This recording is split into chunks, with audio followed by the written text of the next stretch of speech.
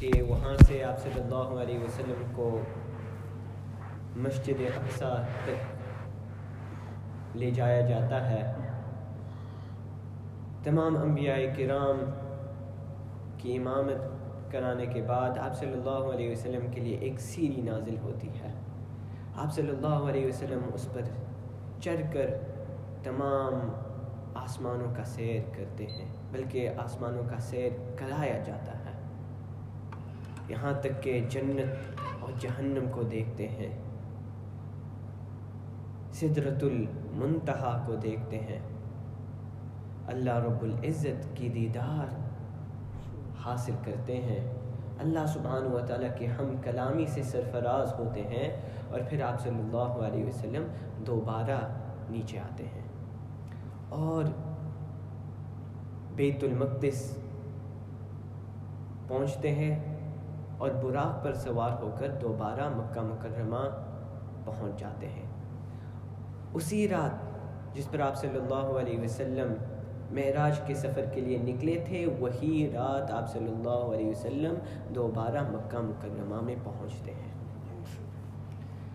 آپ صلی اللہ علیہ وسلم جب مسجد اقصی سے واپس آ رہے ہوتے ہیں مکہ مکرمہ کی طرف، تو آپ صلی اللہ علیہ وسلم کچھ قافلوں کو دیکھتے ہیں جو مکہ مکرمہ سے ہیں اور جو مکہ مکرمہ کی طرف واپس آ رہے ہیں. 3 قافلے دیکھتے ہیں، اور ایک قافلے کے کچھ پانی سے پیتے ہیں.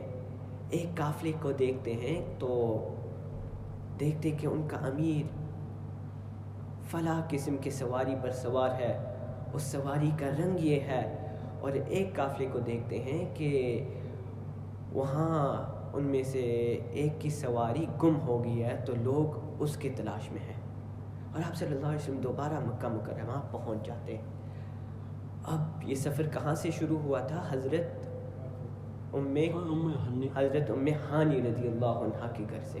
تو آپ صلی اللہ علیہ وسلم دوبارہ گھر پہنچتے ہیں تو حضرت ام ہانی رضی اللہ عنہ پوچھتی ہے کہ یا رسول اللہ آپ کہاں گئے تھے؟ میں تو آپ کو تلاش کر کر کے گھبرا گئی ہوں، فکر مند ہو گئی ہوں کہ آپ کہاں چلے گئے تھے.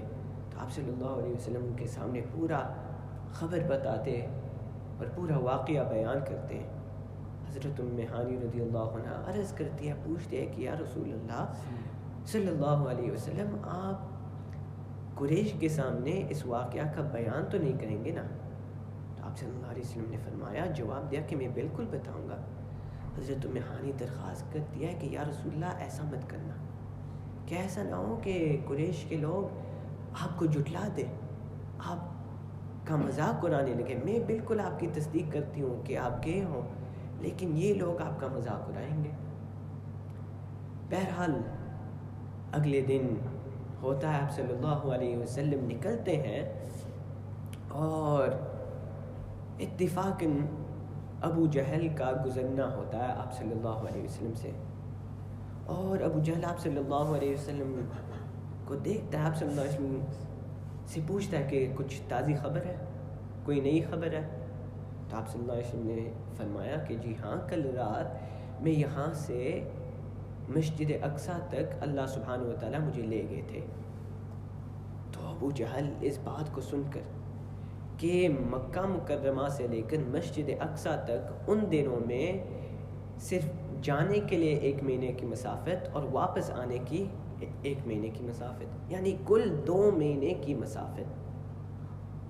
تو آپ صلی اللہ علیہ وسلم فرما رہے ہیں کہ میں کل رات گیا تھا اور میں واپس آ گیا ہوں. ابو جہل سن کر یہ کہتا ہے کہ تو گیا تھا اور آج تو ہمارے ساتھ واپس موجود ہے؟ تو کہا کہ جی ہاں. اب ابو جہل وہ پریشان، وہ سوچ رہا ہے کہ کیا میں ابھی محمد صلی اللہ علیہ وسلم کی مذاق اڑانے لگوں؟ اگر میں ایسا کروں تو کہیں ایسا نہ ہو کہ وہ اپنی بات سے رجوع کر دے اور دوسرے کو نہ بتائے. تو وہ آپ صلی اللہ علیہ وسلم سے پوچھتا ہے کہ اگر میں قریش کو بلاؤں تو کیا آپ قریش سے یہی بات کہیں گے جو آپ نے ابھی مجھ سے کہی ہے؟ تو آپ صلی اللہ علیہ وسلم نے کہا جی ہاں.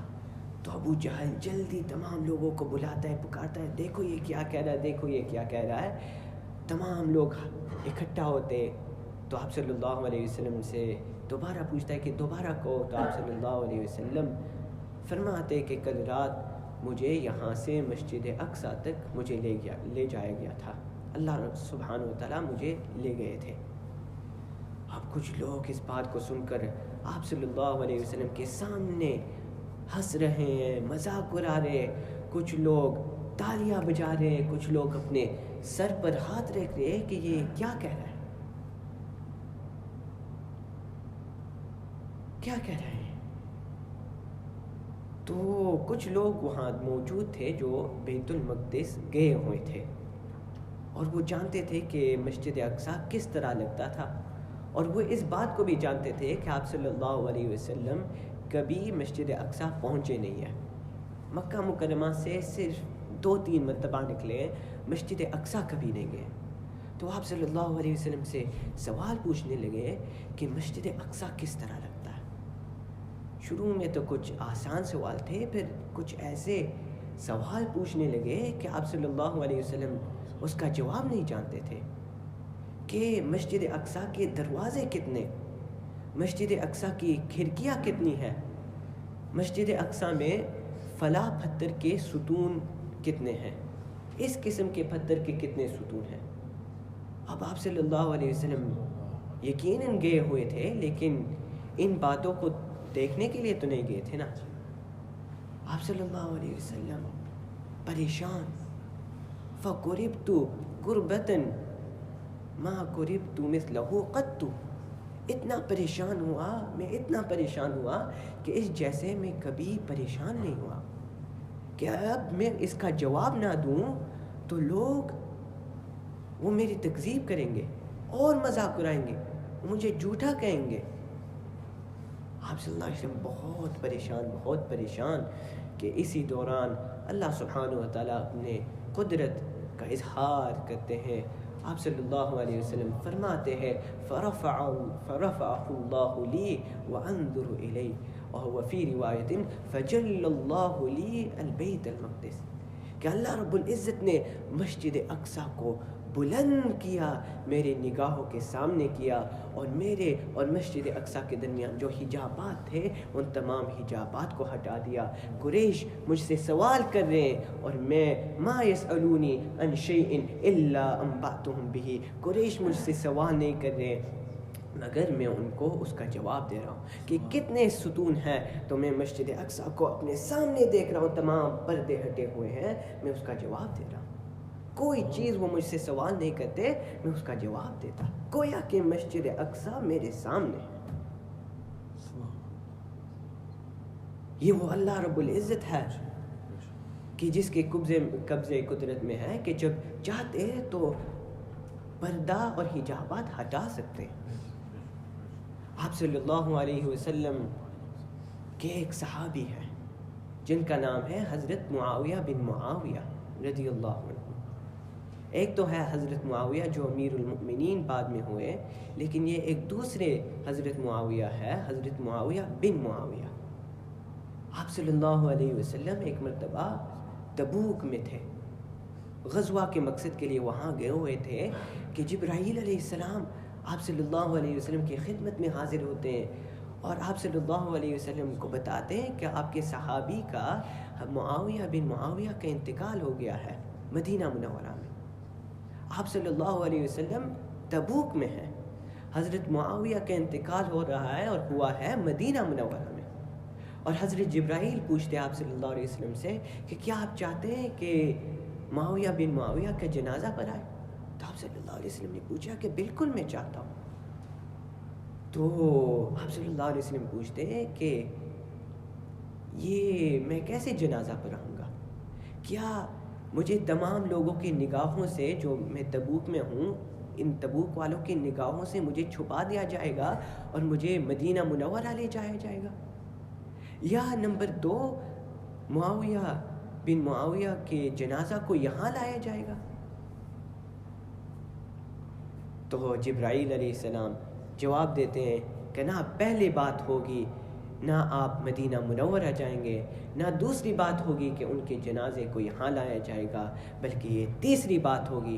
تیسری بات کیا ہے کہ جنازہ تو مدینہ منورہ میں ہی رہے گا، اور آپ یہاں تبوک میں ہی رہیں گے، اور آپ ان کا جنازہ یہیں سے بنائیں گے، اور تمام حجابات آپ کے لیے ہٹائے جائیں گے کہ آپ تبوک میں ہوں گے، وہ مدینہ منورہ میں ہوں گے، اور آپ ان کا جنازہ بنائیں گے۔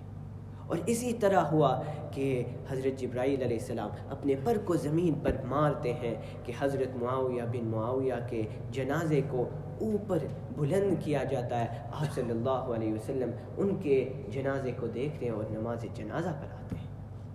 وہاں فرشتے صفوں میں بھی ہے، کہا جاتا ہے ایک روایت میں کہ 2 فرشتوں کے 2 صف تھے، ایک صف میں 1000 فرشتے تھے۔ آپ صلی اللہ علیہ وسلم جنازہ پڑھا کر حضرت جبرائیل علیہ السلام سے پوچھتے ہیں کہ میرے بہت سے ایسے صحابہ کرام ہیں کہ میں کسی اور شہر میں ہوں اور ان کا انتقال مدینہ منورہ میں ہوا ہے، لیکن آپ نے کبھی مجھ سے یہ پوچھا نہیں کہ کیا آپ ان کا جنازہ پڑھانا چاہتے ہو؟ تو اس صحابی کی کیا خصوصیت ہے کہ آپ نے مجھے پوچھا ہے؟ تو حضرت جبرائیل علیہ السلام جواب دیتے ہیں کہ معاویہ بن معاویہ کی یہ فضیلت تھی، یہ خصوصیت تھی کہ وہ سورہ اخلاص قل هو اللہ احد سے بہت زیادہ محبت رکھتے تھے۔ اٹھتے بیٹھتے، آتے جاتے، سوار ہوتے ہوئے، چلتے وقت وہ ہمیشہ قل هو اللہ احد پڑھتے تھے۔ اس وجہ سے ان کو یہ فضیلت دی گئی ہے کہ آپ ان کی جنازہ پڑھا رہے ہیں حالانکہ آپ تبوک میں ہیں۔ تو یہی بات ہو رہی تھی کہ جب اللہ سبحانہ و تعالیٰ چاہتے ہیں تو تمام حجابات کو ہٹا سکتے ہیں۔ اور ہم نے ابھی 1 مہینہ تو ہو گیا ہوگا کہ ہم نے سیرت پاک میں بادشاہ حبشہ کے متعلق پڑھا تھا جس کا نام تھا نجاشی، کہ جب اس کا انتقال ہوا تھا تو آپ صلی اللہ علیہ وسلم مدینہ منورہ میں تھے۔ حبشہ کا بادشاہ نجاشی کا انتقال ہوتا ہے یمن میں۔ آپ صلی اللہ علیہ وسلم صحابہ کرام میں اعلان کرتے ہیں کہ تمہارے بھائی نجاشی کا انتقال ہوا ہے، صفے بناؤ۔ تمام صحابہ کرام جنت البقیع میں نکلتے ہیں، صفے بناتے ہیں۔ آپ صلی اللہ علیہ وسلم مدینہ منورہ میں ہے، نجاشی حبشہ میں ہے، لیکن آپ صلی اللہ علیہ وسلم کے سامنے تمام حجابات ہٹا دیے جاتے ہیں۔ آپ صلی اللہ علیہ وسلم نجاشی کا جنازہ پڑھاتے ہیں۔ تو آپ صلی اللہ علیہ وسلم سے کفار سوال کر رہے ہیں کہ مسجد اقصیٰ کس طرح لگتا ہے، کس طرح لگتا ہے۔ آپ صلی اللہ علیہ وسلم انتہائی پریشان کہ مجھے تو معلوم نہیں، مجھے یاد کیسا رہے گا، اس کو دیکھنے کے لیے تو میں نہیں گیا تھا کہ آپ صلی اللہ علیہ وسلم کے سامنے تمام حجابات ہٹا دیے جاتے ہیں۔ آپ صلی اللہ علیہ وسلم مسجد اقصیٰ کو سامنے دیکھتے ہیں۔ اس سے یہ بات بھی یاد رکھ لینا کہ معلوم ہوا کہ یہ جو لیلۃ الاسراء والمعراج کا جو سفر ہے، اس بات سے معلوم ہوتا ہے کہ یہ کوئی خواب کی بات نہیں ہے، کہ اگر یہ کوئی خواب کی بات ہوتی تو قریش آپ سے ان چیزوں کا سوال نہیں کرتے۔ خواب میں تو آدمی یہاں سے پاکستان پہنچ سکتا ہے، یہاں سے آسٹریلیا پہنچ سکتا ہے، بلکہ یہاں سے کچھ ایسے خوش نصیب ہے کہ جنت بھی پہنچ جاتے ہیں۔ تو خواب میں ان چیزوں کا دیکھنا یہ کیا کمال ہے۔ تو جب کفار آپ سے سوال کر رہے کہ مسجد اقصیٰ کس طرح ہے، تو معلوم ہوا کہ یہ جو سفر ہے معراج کا، آپ صلی اللہ علیہ وسلم اپنے جسم اطہر کے ساتھ گئے۔ اسی وجہ سے اللہ رب العزت قرآن کریم کا 15واں سپارہ جو شروع کرتے سورۃ اسراء کا جو ابتدائی الفاظ ہے وہ کس سے شروع ہوتا ہے؟ سبحان الذی اسریٰ، کہ سبحان کا کیا مطلب ہے کہ اللہ رب العزت کی ذات پاک ہے، تمام عیبوں سے پاک ہے، تمام کمزوری اور ضعف سے پاک ہے۔ اللہ سبحانہ و تعالیٰ قرآن کریم میں جب بھی کہا جاتا ہے کہ کفار کہتے ہیں کہ اللہ سبحانہ و تعالیٰ کی اولاد ہے، تو ہمیشہ اللہ سبحانہ و تعالیٰ سبحان اللہ بات ملاتے ہیں۔ وقالوا اتخذ اللہ ولدا، سبحانہ، کہ اللہ سبحانہ و تعالیٰ اولاد سے پاک ہے۔ تو اسی وجہ سے یہاں جب اللہ سبحانہ و تعالیٰ سورہ اسراء کا ابتدا کرتے ہیں تو کس سے ابتدا کرتے ہیں؟ سبحان الذی، کہ جو بعد میں کچھ ایسے لوگ آئیں گے جو کہیں گے کہ لیلۃ الاسراء یہ ممکن ہی نہیں کہ آپ صلی اللہ علیہ وسلم مسجد اقصی اور جنت میں کیسے پہنچ سکتے ہیں۔ اللہ سبحانہ و تعالیٰ کہتے ہیں کہ اللہ رب العزت کی ذات پاک ہے، اللہ سبحانہ و تعالیٰ کی قدرت لامحدود ہے، اللہ سبحانہ و تعالیٰ کی قدرت کسی چیز کی محتاج نہیں ہے۔ اگر اللہ سبحانہ و تعالیٰ چاہتے کہ اپنے بندے کو مسجد اقصی لے جائے، اللہ سبحانہ و تعالیٰ اگر چاہے کہ اپنی دیدار کرائے تو کرا سکتے ہیں۔ اور اللہ سبحانہ و تعالیٰ پھر قرآن کریم میں فرماتے ہیں کہ سنریہم آیاتنا فی الآفاق وفی انفسہم حتی یتبین لہم انہ الحق، کہ ہم ان کو اپنی آیتیں اطراف عالم میں دکھائیں گے اور خود ان کی ذات میں دکھائیں گے، یہاں تک کہ ان کے لیے واضح ہو جائے کہ یہ بات حق ہے۔ اور پھر اسی طرح اللہ سبحانہ و تعالیٰ نے کیا کہ اللہ سبحانہ و تعالیٰ نے ہمیں اپنی ایک نشانی دکھائی، ہوائی جہاز کا سفر، کہ پہلے دنوں میں نے کہا تھا کہ کہ مکہ مکرمہ سے لے کر مسجد اقصی تک جانے کے لیے کتنے مہینہ کا سفر تھا؟ 1 مہینے کا سفر۔ اب اگر آدمی جانا چاہے مسجد اقصی سے یعنی مکہ مکرمہ سے مسجد اقصی تک ہوائی جہاز کے ذریعے تقریباً 10 گھنٹے لگتے ہیں۔ اللہ سبحانہ و تعالیٰ اپنی نشانیوں کا اظہار کر رہے ہیں۔ اب تو ٹیکنالوجی میں اور ترقی ہو رہا ہے کہ پہلے تو دبئی سے لے کر ابو دھابی تک تقریباً 90 منٹ کا سفر تھا، اب ایسی ٹیکنالوجی نکل رہی ہے کہ 90 منٹ کے بجائے 12 منٹ میں آدمی دبئی سے لے کر ابو دھابی تک پہنچ سکتا ہے، اور نہیں معلوم کہ آگے جا کر اگلے 100 سال میں شاید 2-3 منٹ میں آدمی پہنچ جائے۔ تو یہ تمام جو چیز ہے یہ آدمی کی بنی ہوئی چیز ہے، من میڈ ہے۔ تو ہمارا کیا سوچ ہے، ہمارا عقیدہ کیا ہے اللہ رب العزت کے بارے میں، کہ کیا اللہ سبحانہ و تعالیٰ کوئی براق پیدا نہیں کر سکتے جس کے ذریعے آپ صلی اللہ علیہ وسلم اسراء یعنی مسجد اقصی پہنچ سکتے ہیں اور جنت جا سکتے ہیں اور دوبارہ واپس پہنچ سکتے رات کے قلیل وقت میں؟ بالکل بالکل اللہ رب العزت اس بات پر قادر ہے۔ اللہ سبحانہ و تعالیٰ کہتے ہیں اور فرماتے ہیں قرآن کریم میں کہ اللہ سبحانہ و تعالیٰ ہر چیز پر قدرت ہے، قادر ہے۔ وآخر دعوانا ان الحمد للہ رب العالمین۔